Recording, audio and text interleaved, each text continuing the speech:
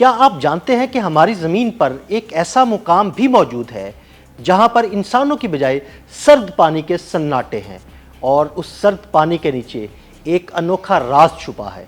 آئیے اس راز سے پردہ اٹھاتے ہیں۔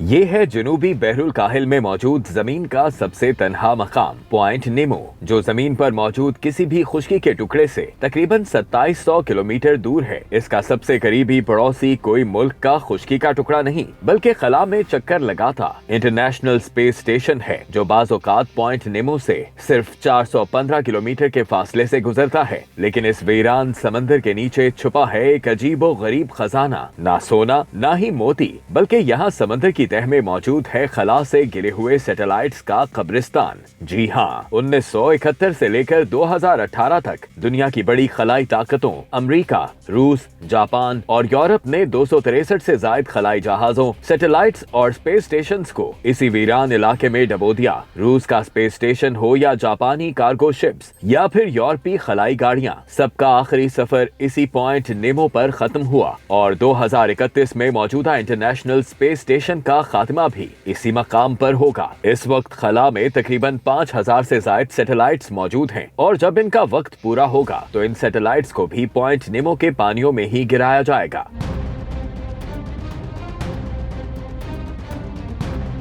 مگر سوال پیدا ہوتا ہے کہ یہ خلائی ملبہ جب تیزی سے جلتا ہوا زمین کے مدار میں داخل ہوتا ہے تو اس کا کیا بچتا ہے؟ کیا یہ صرف راکھ اور دھوئیں میں تبدیل ہو جاتا ہے یا ان سیٹلائٹس کے کچھ حصے محفوظ رہتے ہیں؟ تو اس کے جواب میں ماہرین کا کہنا ہے کہ سیٹلائٹس کے کچھ اجزاء جیسے فیول ٹینک، راکٹ ہوسٹرز اور سٹیل یا ٹائٹینیم سے بنے سخت ڈھانچے انتہائی گرمی بھی برداشت کر لیتے ہیں۔ یہی وجہ ہے کہ خلا سے گرتے ہوئے یہ ٹکڑے اکثر جلنے کے بجائے سالم حالت میں سمندر کی تہہ تک پہنچ جاتے ہیں۔ پوائنٹ نیمو کا پانی انتہائی سرد اور تاریک ہے، جہاں آکسیجن کی کمی ہے، اس لیے وہاں گزرنے والی لوہے کی اشیاء کو زنگ نہیں لگتا۔ لیکن ایک اہم سوال یہ ہے کہ کسی بھی سیٹلائٹ کو سمندر میں ڈبونے کے لیے پوائنٹ نیمو کے خاص مقام تک کیسے پہنچایا جاتا ہے اور یہ کیسے ممکن بنایا جاتا ہے کہ یہ سیٹلائٹ آبادی پر نہ گرے؟ تو اس کے لیے یہ کیا جاتا ہے کہ جو سیٹلائٹ زمین کے قریب ہوتے ہیں ان کا آخری ایندھن استعمال کر کے ان کی رفتار کم کی جاتی ہے۔ یہ رفتار اتنی کم ہو جاتی ہے کہ وہ دوبارہ زمین کی طرف گرنے لگتے ہیں۔